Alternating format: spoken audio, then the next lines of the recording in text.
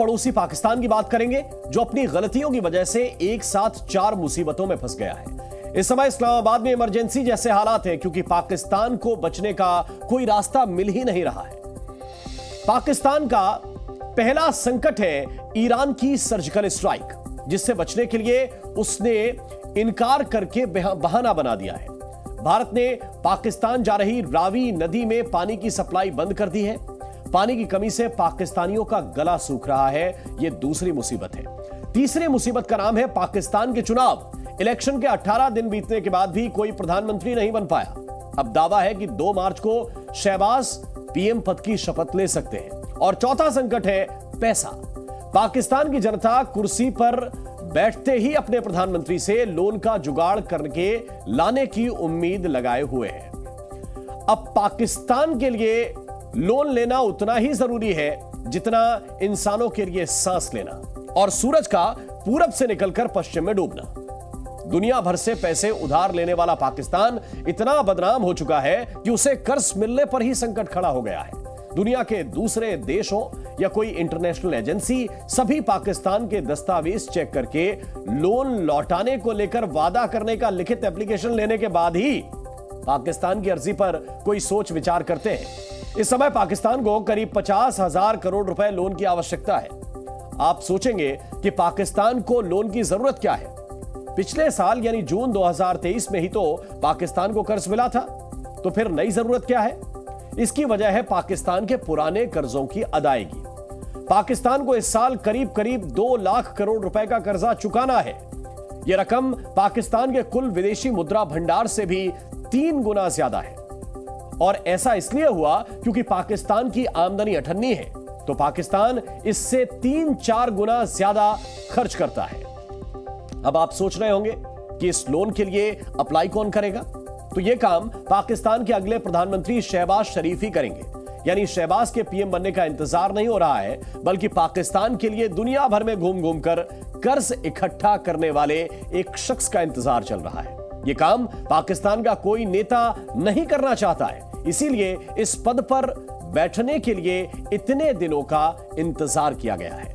पाकिस्तानियों को लगता है कि शहबाज शरीफ इस काम के लिए सबसे सही व्यक्ति हैं। इससे पहले भी शहबाज जब प्रधानमंत्री थे तो विदेशों से किसी भी तरह पैसे मांगकर वो जरूर ले आते थे। हालांकि इस बार पाकिस्तान के खजाने से 3 गुना ज्यादा पैसों की जरूरत है और संकट 4 गुना ज्यादा है। पाकिस्तान पर चारों दिशाओं से हमला हो रहा है। एक के बाद दूसरी खबर आ रही है और हर न्यूज में पाकिस्तान को हिंदुस्तान का कनेक्शन दिख रहा है। इस्लामाबाद में रोना धोना चल रहा है और दुनिया की हंसी छूट रही है। पहली खबर पाकिस्तान और ईरान के बीच बनने वाली गैस पाइपलाइन से जुड़ी है।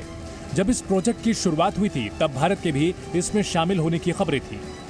फिर पाकिस्तान के डगमग हालात देखकर भारत इस प्रोजेक्ट से पीछे हट गया और अब पाकिस्तान इस प्रोजेक्ट को न तो छोड़ पा रहा है और न पूरा कर पाया। पाकिस्तान की सरकार अमेरिका को नाराज करने का जोखिम नहीं उठा सकती। करीब 15 साल पहले इस्लामाबाद ने एक गलती की थी जिसका नतीजा अब तक उसे परेशान कर रहा है। पाकिस्तान और ईरान के बीच 2009 में गैस पाइपलाइन समझौता हुआ था। समझौते के तहत पाकिस्तान को ईरान से सस्ती गैस मिलनी थी। 2013 से गैस पाइपलाइन का काम शुरू हुआ। ईरान ने अपनी सीमा में पाइपलाइन के हिस्से का काम खत्म कर दिया, लेकिन अमेरिकी प्रतिबंध के डर से पाकिस्तान ने काम रोक दिया। अब समझौते के मुताबिक ईरान ने $18 बिलियन यानी करीब 1.5 लाख करोड़ रुपए जुर्माना वसूलने की धमकी दी है। जिस पाकिस्तान का कुल खजाना $18 बिलियन का नहीं है, वो इतना जुर्माना कैसे देगा? हालांकि ईरान पाकिस्तान के बीच समझौता हुआ था और यही शर्त पाकिस्तान के गले का फंदा बन गई है। ईरान और पाकिस्तान से जुड़ी दूसरी खबर ने इस्लामाबाद की शर्मिंदगी बढ़ा दी है। 24 घंटे पहले ईरान की मीडिया ने पाकिस्तान की सीमा में हमले का दावा किया। पाकिस्तानी सोशल मीडिया पर इसको लेकर खबरें भी चल रही हैं। लेकिन पाकिस्तान के पास इससे बचने का अचूक तरीका है। वो जब भी पिटता है तो मुकर जाता है। फौज के ऑर्डर पर पाकिस्तान में खबरें छपनी शुरू हो गई हैं। पाकिस्तान की अखबार की हेडलाइन देखिए। ईरान के दावे को खारिज करके पाकिस्तान ने पूरे मामले को ही रफा दफा कर दिया है। पाकिस्तान को डर है कि अगर वो ये मामला उठाएगा तो ईरान उससे जुर्माना वसूल करने की प्रक्रिया शुरू कर सकता है। मजबूरी में पाकिस्तान ने अपने नेशनल टीवी पर पूरी खबर को झूठा साबित करने की कोशिश शुरू कर दी है। असल में पाकिस्तान के लिए ईरान के खिलाफ एक कदम उठाना भी मुश्किल है। इस्लामाबाद की एक सीमा पर भारत का दोस्त ईरान है तो दूसरे बॉर्डर पर खुद हिंदुस्तान ने पाकिस्तान के साथ जल युद्ध शुरू कर दिया है। पाकिस्तानी न्यूज चैनल समा टीवी ने खबर पब्लिश की है जिसकी हेडलाइन का मतलब है कि भारत ने रावी नदी पर शाहपुर कंडी बैराज से पाकिस्तान में पानी का बहाव पूरी तरह से रोक दिया। असल में जम्मू कश्मीर और पंजाब बॉर्डर पर पठानकोट में शाहपुर कंडी बांध बनकर तैयार हो चुका है, जिसके जरिए रावी नदी के पानी को पाकिस्तान में बहकर जाने से पूरी तरह से रोक दिया गया है। रावी नदी हिमाचल प्रदेश के रोहतांग दर्रे से निकलती है। यहाँ से जम्मू कश्मीर और पंजाब होते हुए पाकिस्तान की तरफ बहती है, फिर मुल्तान से पहले चिनाब में मिल जाती है। ये खबर पाकिस्तान के करोड़ों लोगों से जुड़ी हुई है, इसलिए पानी रुकने की न्यूज को सुनते ही पाकिस्तान का गला सूखने लगा है।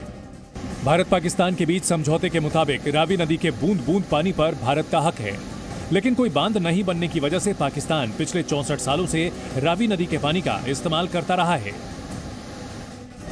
पाकिस्तान में रावी नदी के किनारे 5 करोड़ से ज्यादा लोग रहते हैं, जिसमें लाहौर, फैसलाबाद और लगभग 70 अन्य शहरी जिले शामिल हैं। रावी के पानी का लगभग 75% इस्तेमाल खेती के लिए किया जाता है और इस नदी से 29 लाख हेक्टेयर कृषि भूमि की सिंचाई की जाती है, जो पाकिस्तान की खेती का लगभग 30% है। कुल मिलाकर पाकिस्तान की सरकार और जनता रावी के पानी पर निर्भर है। हालांकि भारत की सरकार ने आज से 8 साल पहले ही हिंदुस्तान के हक का पानी रोकने का ऐलान किया था और अब इसकी शुरुआत हो चुकी है। ये इंडस वाटर ट्रीटी जो है, जिसमें हिंदुस्तान के हक का पानी है जो पाकिस्तान में बह जाता है, अब वो बूंद बूंद पानी रोक करके मैं पंजाब के, जम्मू कश्मीर के, हिंदुस्तान के किसानों के लिए वो पानी लाने के लिए प्रदर्शन कर रहा है। हालांकि पाकिस्तान अभी दूसरी समस्या से जूझ रहा है। चुनाव हुए 18 दिन बीत चुके हैं, लेकिन पाकिस्तान में अब तक कोई पीएम नहीं बना है। मार्च के पहले हफ्ते में शहबाज शरीफ के शपथ ग्रहण की संभावना है। हालांकि उससे पहले ही इस्लामाबाद को डिफॉल्ट होने का डर सता रहा है। कुल मिलाकर पाकिस्तान पर चौतरफा हमला हुआ है।